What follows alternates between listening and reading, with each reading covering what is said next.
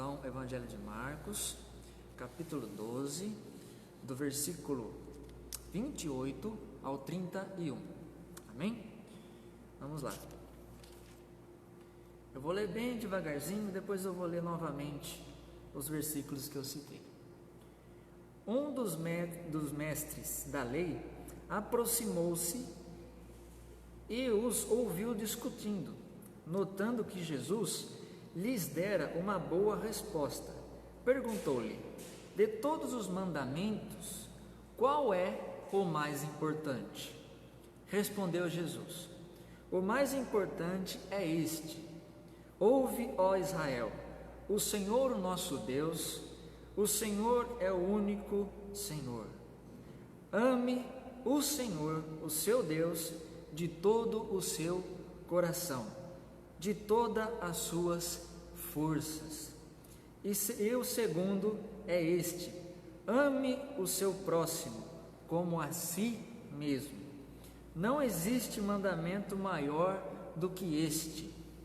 Muito bem, mestre, disse o homem, está certo ao dizeres que Deus é o único e que não existe outro além dele.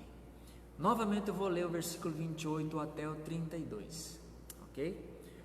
Um dos mestres da lei aproximou-se e os ouviu discutindo, notando que Jesus lhes dera uma boa resposta. Perguntou-lhe: de todos os mandamentos, qual é o mais importante? Respondeu Jesus: o mais importante é este: ouve, ó Israel, o Senhor, o nosso Deus, o Senhor é o único Senhor. Ame o Senhor, o seu Deus, de todo o seu coração, e de toda a sua alma, e de todo o seu entendimento, e de todas as suas forças. O segundo é este: ame o seu próximo como a si mesmo. Não existe maior mandamento do que estes. Muito bem, mestre, disse o homem, está certo ao dizeres que Deus é o único e que não existe outro além dele. Graças a Deus, louvado seja o Senhor pela palavra que Ele nos ministrou essa noite, porque essa palavra não é apenas para vocês, é para mim também. Então, louvado seja o Senhor porque Ele ministrou essa palavra no meu coração e eu estou transmitindo para os irmãos. Deus seja louvado. O contexto desse capítulo 12, meus queridos, é um contexto que no começo começa com Jesus dizendo uma parábola. Que parábola que Jesus está dizendo ali? É uma parábola dos lavradores maus. Você conhece? É uma parábola que um senhor tinha uma lavoura e esse senhor deixou essa lavoura para uns lavradores cuidarem dela, ok? Então esse senhor longe mandou servos para que fossem até essa lavoura buscar a lavoura que estava pronta. Só que ao chegar lá, esses servos se depararam com esses trabalhadores que estavam lá a serviço do homem, do senhor. E aí esses lavradores tiveram uma ideia ali de espantar esses servos e não deixarem para que eles pegassem essa parte que era devida. Então esses servos aí, mandados pelo seu senhor, chegavam ali na lavoura onde esses lavradores estavam, e esses lavradores mandavam esses servos embora, tanto que um deles foi até morto. Olha só.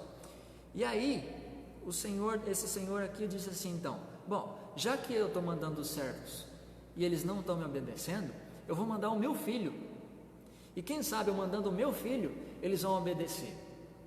E aí ele mandou o filho dele mesmo, o senhor mandou esse filho. Mas o filho chegando lá, os lavradores que estavam lá trabalhando fizeram a mesma coisa, espantaram o filho de lá, entende? E aí Jesus pergunta no fim dessa parábola: o que o senhor, esse senhor, né, da parábola, faria ao chegar ali na lavoura, sabendo de tudo isso? Com certeza o senhor mataria e daria a lavoura a outras pessoas. O Senhor Jesus disse isso lá. O senhor dessa lavoura chegaria ali, espantava todo mundo dali e pegava matava todo mundo dali e pegava as coisas dele e dava para outras pessoas. Olha só a dicotomia que Jesus estava dizendo ali, que aquele Senhor era como se fosse Deus, né? E o Filho é como se fosse Jesus. Então o Senhor mandou o Filho, aliás, antes, o Senhor mandou os servos, que eram chamados como profetas, né? E todos escarneciam dos profetas, não estavam nem aí para os profetas. Aí Deus manda o seu Filho, e eles não estão nem aí também e matam o Filho do Senhor. E é isso que ia acontecer com Jesus. E Jesus fez essa dicotomia aí, entendeu? E aí no fim ele falou assim: olha, o que o Senhor vai fazer? Vai desprezar essas pessoas que mataram o Filho, vai desprezar essas pessoas e vai dar a herança que era para essas pessoas para outras. É isso que aconteceu. Os judeus não aceitaram Jesus, então a herança que era do povo judeu foi dada a outras pessoas, ao mundo inteiro. Por isso que João 3,16 diz que Deus amou o mundo de tal maneira para aquele que todo aquele que nele crê não pereça, mas tenha vida eterna. Então Deus amou o mundo, não amou apenas os judeus, amou judeus e gentios, povos de toda tribo, raça, língua, nação. Essa é a primeira parte do capítulo 12 de Marcos. E aí, ao decorrer desse capítulo, Jesus terminando essa parábola, muitas pessoas procuraram prender Jesus, mas eles estavam com medo ali, porque talvez a multidão que seguia Jesus podia fazer alguma coisa ali, podia tramar alguma revolta, né? Alguma coisa desse tipo. Se você ler o capítulo, você vai perceber isso. E aí, continuando o capítulo, fariseus e herodianos chegavam até Jesus e perguntavam sobre impostos. Ah, Jesus, o que nós temos que fazer? Nós temos que dar oferta para o templo e temos que dar oferta, o imposto para o governo também, para César. O que nós temos que fazer? Nós temos que dar esse imposto? Aí Jesus disse: me traga uma moeda aí do império para mim ver como é que é, né? Aí você vai ler lá, Jesus falando: o que tem na moeda? Aí responderam: a cara de César. Aí Jesus: então, você dá a César o que é de César e dá a Deus o que é de Deus. Olha que resposta sábia de Jesus. Então ele disse assim para os seus perguntadores, inquisitores ali, né? Dá os impostos a César e os dízimos a Deus. Não tem que dar uma coisa e não dar outra, tem que dar as duas coisas, ok? E depois continua. Os saduceus vieram perguntar sobre a ressurreição, no qual eles não acreditavam. Esses saduceus eram uma facção do judaísmo, eles não acreditavam em ressurreição. Aí Jesus retrucou eles também dentro disso, que ele dizia que o Filho do Homem no fim haveria de ressurgir também. E aí esse mestre da lei chegou e perguntou essa passagem que nós acabamos de ler, que é a passagem onde diz qual é o mandamento mais importante, né? Esse mestre da lei chegou até Jesus e perguntou: mestre, qual é o mandamento mais importante? Esse mestre aí, esse perito da lei, esse judeu que era bem estudioso, ele chegou em Jesus com a certeza da probabilidade que ele queria uma resposta de Jesus, no qual ele se sentiria levantado, sabe? Nossa, eu me acho, porque vamos supor, Jesus fala assim: não terá outro Deus diante de mim, é o maior mandamento. Aí ele falaria assim: ah, então eu faço isso, né? Ou ele podia ter falado assim: guardar o sábado é o maior mandamento. Aí o fariseu lá, o perito da lei, podia falar: nossa, eu guardo, então eu sou o bom. Ele podia ter dito qualquer outra coisa da lei. A lei tem 10 mandamentos, não tem? 10 mandamentos? Tem 10 itens lá que você tem que seguir. Os judeus, nós, todos. Um norte que o mundo tem, os 10 mandamentos. Só que Jesus, ele não citou uma frase dos 10 mandamentos. Não sei se você percebe isso. Ele não citou nem amar a Deus sobre todas as coisas, não tem nos 10 mandamentos, e amar o próximo como a ti mesmo também não tem nos 10 mandamentos. Não existe essa frase lá. Depois a gente vai, ao decorrer desse sermão, eu vou ler para vocês os 10 mandamentos. Vocês vão perceber que não tem amar a Deus sobre todas as coisas e não tem amar o próximo como a ti mesmo. Mas o que Jesus fez aqui? Ele jogou um balde de água fria em cima daqueles que estavam inquirindo a ele. Por quê? Porque todos eles lá estavam querendo colocar Jesus na parede e dizer assim: não, eu sou bom, você é ruim. Jesus não sabe nada, vamos ver se Jesus sabe alguma coisa mesmo. E aí Jesus colocou esse balde de água fria na cabeça deles e falou para eles mesmos o quão egoístas eles são, o quão egocêntricos eles são, o quão eles pensam em si mesmos. Olha só, tudo aqui que aconteceu no capítulo 12, se você ver detalhadamente, você vai perceber que Jesus, ele sempre respondia de um modo para dizer a essas pessoas aqui, que perguntavam a ele, seja por parábola, seja por perguntas, alguma coisa desse tipo, que ninguém era superior a ninguém, que ninguém podia ser digno de nada, que todos eram egoístas. Aí, nesse momento de pergunta sobre impostos, eles eram egoístas, porque não queriam dar impostos. No momento aqui da parábola, eles ficaram nervosos com Jesus, porque eles não aceitavam um Messias pobre, um Messias que tinha roupa suja, feição horrível. Eles não aceitavam, o judeu não aceitava. E aqui no mestre da lei, ele achava que Jesus ia responder para ele uma parte da lei que ele falava: nossa, eu sei, eu faço isso, né? Mas aí Jesus não respondeu isso. Jesus respondeu: ame a Deus sobre todas as coisas e amar o próximo como a ti mesmo. O que ele fez aqui? Ele resumiu os 10 mandamentos em 2. Os 4 primeiros mandamentos ele resumiu no primeiro que ele disse: amar a Deus sobre todas as coisas. E os 6 últimos ele resumiu: amar o próximo como a ti mesmo. Olha a sabedoria que Jesus teve ali. Então ele resumiu assim: não adianta você seguir a lei à risca, não adianta. Por quê? Porque você vai pecar em toda ela. E aí o apóstolo Tiago aqui também diz no livro que ele escreveu, na carta que ele escreveu: aquele que pecar num item da lei, ele é culpado da lei inteira. Olha só.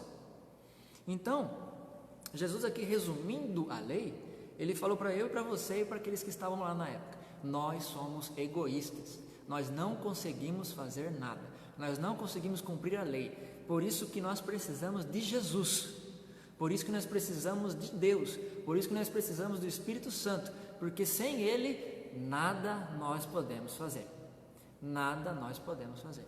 Por isso que Jesus disse aqui para esse mestre da lei que nós não podemos fazer nada, nós somos egoístas, nós somos antropocêntricos, nós só pensamos em nós mesmos, nós não pensamos no próximo e muito menos pensamos em Deus. Então nós não pensamos no próximo e muito menos em Deus. Olha o que Jesus quis dizer com isso, é literalmente isso, que nós não pensamos nos outros e nem em Deus. Jesus não deu uma coxada de orelha em mim, deu uma coxada em você que está assistindo e deu uma coxada de orelha aqui também em quem perguntou para ele. Olha só então, eu vou ler para vocês aqui os 10 mandamentos, resumidamente. O primeiro: não terás outros deuses diante de mim. Eu sou o Senhor teu Deus que tirou da terra do Egito, Não terás outro Deus, primeiro mandamento. Segundo: não façais para ti imagens de escultura, nem daquilo que está no céu, nem debaixo dos céus, nem em cima da terra, nem debaixo da terra. Então, segundo mandamento. Terceiro: não pronunciar o nome de Deus em vão. Quarto: lembra-te do dia do sábado para se santificar, para guardar, para descansar, coisa e tal. O que nós fazemos hoje é o domingo, mas isso é um assunto para outro dia. Quinto mandamento: honrar o pai e a mãe, porque é um mandamento, o único mandamento com promessa que você vai ter vida e vida e vida com abundância aqui nessa terra.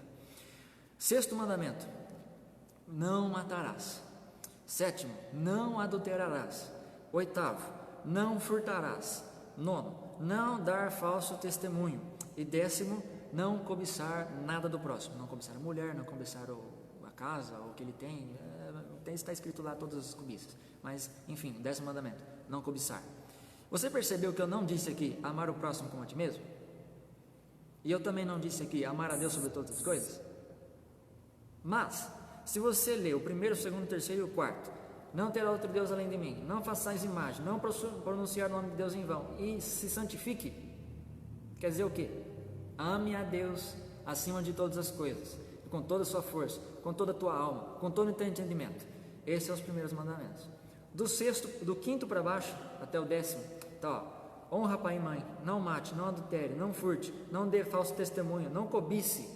Isso é, ame o teu próximo como se fosse você. Ame o teu próximo, não mate o teu próximo, porque você não vai querer te matar. Não adultere, porque você não vai gostar que alguém adultere a sua esposa, ou sei lá o quê. Não furte, porque você não vai gostar que alguém furte você. Não dê falso testemunho, porque você não vai gostar que alguém seja falso com você. Não cobice, porque você não vai gostar que alguém queira algo que você tem. Então é isso. Jesus resumiu os 10 mandamentos em 2. Não amar o próximo como a ti mesmo e amar a Deus sobre todas as coisas. Olha que inteligência que Jesus tinha. Aliás, Jesus era Deus, né? A inteligência dele é suprema. Então ele podia coxar o nosso ouvido, coxar a nossa garganta, o que ele quisesse, e nos dar uma lição para que nós aprendêssemos. E com essa lição nós aprendemos a ser menos egoístas. E por que eu quero enfatizar isso do egoísmo, de nós sermos egoístas? Por quê? Olha só, o que significa egoísmo? Eu puxei no dicionário o que é a palavra egoísmo. Dois itens. Egoísmo é um amor exagerado aos próprios interesses, a despeito dos de outrem. Então é um amor exagerado que você tem por si mesmo, a despeito dos outros. Segundo item, é um exclusivismo que leva uma pessoa a se tornar como referência a tudo, orgulho e presunção. Ou seja, você é orgulhoso. Você fala, eu sou bom e ninguém é melhor que eu. Eu sei de Bíblia e você não sabe de Bíblia. Eu sei orar e você não sabe orar. É uma coisa assim, sabe? Eu sigo a verdadeira religião, você não segue. Eu vou na igreja, eu sou salvo, você não é. Isso é um egoísmo. Isso é um egoísmo. Aí tem um terceiro item sobre a ética no egoísmo. É a submissão do dever no interesse particular, em detrimento à obediência à lei moral. Ou seja, você não tem moral. É um sentimento também restrito ao homem sobre o incomum, capaz de compreender o mundo do ponto de vista exclusivo do seu próprio interesse. Ou seja, tudo o que está em volta é pelo seu próprio interesse. Tudo o que está acontecendo em volta de você, você quer que aconteça para o seu bem, e não para os outros, mas para o seu bem. Você não quer se machucar, você não quer ser mandado embora do serviço, você não quer que não falte comida na tua casa, você não quer que falte dinheiro no teu banco, onde você tem dinheiro, você não quer que fique sem carro, você não quer que fique sem casa, é o que envolve tudo aí. Esse é um chamado egoísmo também. E na psicologia, é uma atitude ética ou social que parte do princípio que o fundamento de todo pensamento ou ação é a defesa dos próprios interesses. É isso também, que nós sempre vamos pensar naquilo que dá alegria ou naquilo que nos interessa. Isso é um egoísmo. E aí eu queria levar vocês, todo mundo que está me assistindo, todo mundo que está me vendo, a pensar comigo. Tudo isso que eu falei até agora. Tudo isso que eu falei até agora. Quão egoísta o mundo está sendo. Pensa comigo, nesse momento. Nesse momento. Não estou falando na história, estou falando agora. Nesse momento, quão egoísta o mundo está sendo. O mundo não está pensando nele mesmo? Está acontecendo aí o corona, a covid, está tudo isolado, não sei o quê. Cada um está pensando em si próprio. Uns concordam que tem que ficar isolado, outros não concordam, outros concordam que tem que abrir, outros concordam que não. E aí brigam por causa disso. Não é verdade? Quão egoísta o mundo está sendo? Quão egoísta o mundo é, então? Desde que aconteceu isso e desde que mundo é mundo. As pessoas vão em busca dos seus próprios interesses. Elas não vão em busca de bem-estar social. Não. Infelizmente não. Nem eu e nem você. Muitas das vezes não. Muitas das vezes nós queremos agradar a nós mesmos. Queremos agradar aos nossos filhos, nossos pais, no máximo. Mas se tiver algum mendigo na rua pedindo dinheiro, eu não vou dar dinheiro para esse mendigo. Eu não vou dar dinheiro, porque ele está aí na rua porque ele quer. Ele está aí na rua porque ele não gosta de trabalhar. Mas Jesus disse que estive com fome e me deste de comer, estive com sede e me deste de beber, estive sem roupa e me vestistes, estive preso e fostes me visitastes.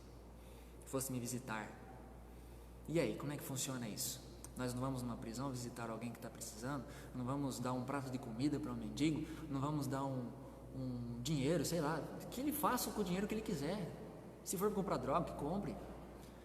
Mas a nossa parte nós temos que fazer, meus irmãos. A nossa parte é amar o próximo como a nós mesmos. Se algum de nós, nossos irmãos, ou alguém que não é da nossa fé, ou alguém que não mora aqui em Itaju, ou que mora, que está passando necessidade, nós sabemos, nós temos condição, temos R$100 no banco, o que custa no mercado comprar uma cesta, fazer uns R$50 de compra, chegar nessa casa dessa pessoa e dar para ela? Não custa nada. Eu me cobro com isso e eu quero que você pense nisso também. Todos nós temos que ser menos egoístas, todos nós temos que ser amorosos uns com os outros, porque essa é a vontade de Jesus, essa é a vontade aqui de Jesus dito aqui na palavra.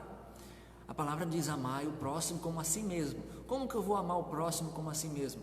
É aquilo que você não gostaria que acontecesse com você, acontecesse com outro. Você gostaria de passar fome? Não. Você gostaria de passar necessidade com dinheiro? Não. Você gostaria de passar alguma dificuldade aí, alguma doença, alguma dor, ir para um hospital, não ter dinheiro para pagar uma consulta, um exame? Não. Mas nós que temos saúde, nós que temos dinheiro, ajudemos as outras pessoas, sabe? Nós pensamos muito no nosso umbigo. E outra coisa, meus irmãos, não só materialmente dizendo, mas espiritualmente dizendo, essas pessoas com quem eu disse, mendigos, necessitados, famintos, que não têm da mesma fé, se eles precisam de uma força espiritual, precisam de uma oração, precisam de algo que conforte o coração deles, o que custa nós orarmos com essas pessoas? O que custa nós lançarmos palavras de bênção a essas pessoas? Por isso que há essas lives, por isso que há todas esses movimentos agora para nós conversarmos aqui e depois aqui na igreja também, para que nós possamos nos ajudar, para que nós possamos nos consolar nesses momentos difíceis. E creio que essas palavras vão ser chegadas a lugares longínquos daqui. Por isso eu falo para vocês, Deus está conosco. Deus está conosco nesses dias, nessas dificuldades. Deus não deixou a gente mendigar o pão. Se você está assistindo esse vídeo com esse celular na tua mão, quer dizer que você não passou necessidade, porque você tem internet em casa, você tem internet no celular, então você não está passando necessidade. Graças a Deus por isso, graças a Deus que nós estamos aqui louvando a Deus. Deus seja louvado, Deus seja exaltado, louvado seja o nome do Senhor. Então é isso, meus irmãos, devemos amar todos como nós amamos a nós mesmos. E não só isso, mas Jesus nos ensina a amar a Deus sobre todas as coisas. Certa vez Jesus disse assim, que fazendo isso para as pessoas, você vai estar fazendo para mim. Então nós amando as outras pessoas, trazendo palavras de conforto, orando com essas pessoas, ajudando financeiramente, no que for necessário, sabe? Nós vamos estar fazendo como que se fosse para o próprio Deus. Por isso que amar ao próximo é amar a Deus também sobre todas as coisas. É acreditar que Deus existe, porque você vai estar fazendo por amor a Deus, por amor ao próximo. Não é verdade, meus irmãos? Por isso, pense em tudo isso que está acontecendo, no quão egoísta nós somos, no quão egoísta o mundo está sendo, e que nós possamos ser cada dia mais altruístas, possamos ser amorosos, possamos ter o fruto do Espírito, que está escrito em Gálatas, que é amor, alegria, paz, paciência, amabilidade, bondade, fidelidade, mansidão, domínio próprio. Aqui o apóstolo Paulo em Gálatas, ele diz assim, que se você tiver todas essas qualidades do fruto do Espírito, não há condenação para você. Olha que interessante. Paulo diz que não há condenação para aqueles que estão em Cristo Jesus, por aqueles que estão chamados pelo propósito exclusivo do nome de Jesus. Então nós estamos aqui, estamos assistindo esse vídeo, estamos participando desse culto, porque Deus é fiel, porque Deus é louvado, porque Deus sabe de todas as coisas, porque Deus está no nosso meio, porque Deus está nos abençoando, Deus é conosco, Deus está na nossa vida, na nossa família, em toda a situação que está acontecendo em nossa volta. Por isso nós rendemos graças a Ele. E certa vez Jesus explicou uma parábola também, sobre quem é o meu próximo, e ficou ferido. E esse homem caiu no chão. E ali passaram várias pessoas, dentre eles passaram um sacerdote e passaram um levita. Um sacerdote e um levita, eles eram para ter parado para ajudar essa pessoa ou não era?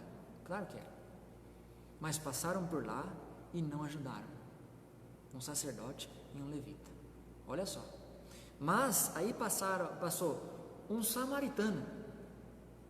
O que era um samaritano na época que Jesus estava explicando essa parábola? Era alguém que não se bicava com o judeu. Eram divididos ali na época de Jesus em reinos. Reino do norte, reino do sul. O reino do norte era o reino samaritano, o reino do sul, o reino da Judéia. O reino do norte, então, não se bicava com o reino do sul. Só que aí Jesus explicou essa parábola assim, falando que um sacerdote e um levita judaico, judeu da Judéia, passou por essa pessoa lá na Judéia e não ajudou, passou reto. E aí passou esse samaritano, que não se bicava, que era inimigo, vamos dizer assim, e parou para ajudar. E ele ajudou, e não só ajudou, mas cuidou dele, colocou sobre o seu animal, levou para um hospital, e ali ele pagou esse hospital, pagou a diária e pagou além da diária, pagou para o cara lá fazer tudo o que fosse necessário. Tudo o que fosse necessário. E aí, um mestre da lei pergunta também para Jesus: quem é meu próximo? Quem é meu próximo? Aí Jesus falou: quem era o próximo do samaritano? Não era aquela pessoa que estava lá deitada? Então vá e faça o mesmo. Olha que ensinamento que Jesus fez para nós. O que adianta nós amarmos o nosso amigo? Não é recompensa nenhuma nós temos. A própria palavra de Deus diz: nenhuma recompensa temos se nós amamos o nosso amigo. Mas se amamos o nosso inimigo, coisa boa fazemos. Coisa boa fazemos. Então amemos os nossos inimigos. Amemos o nosso próximo. Todas as pessoas que estão em nossa volta são os nossos próximos. Mendigo, seja lá quem for, doente, prisioneiro, alguém da família, alguém do trabalho que você não gosta, sabe? Aquela pessoa que te enche o saco, que te deixa nervoso, ele é o teu próximo. Ore pela vida dele, ajude ele, mostre que você é diferente. Mostre que você tem Jesus no teu coração. E faça por merecer. Faça com que Jesus brilhe através de você, porque a palavra de Deus diz: nós somos a luz do mundo e somos o sal da terra. E eu sempre comento isso com os irmãos que vêm aqui na igreja: não adianta nós sermos só luz e só sal, não, nós temos que brilhar essa luz, temos que reluzir essa luz, fazer brilhar. E esse sal não é só apenas ser sal dentro de um pote, não, temos que salgar, chegar na carne e salgar a carne. Porque se você comer carne sem sal, fica esquisito, não fica? Mas se ponhar um sal lá, fica melhor. Se você chegar num ambiente e você não enxerga nada, se acender uma luz, você enxerga. Então sejamos luz que ilumina o lugar, e sal que salga, tempera o lugar que nós estivermos. Amém, meus irmãos?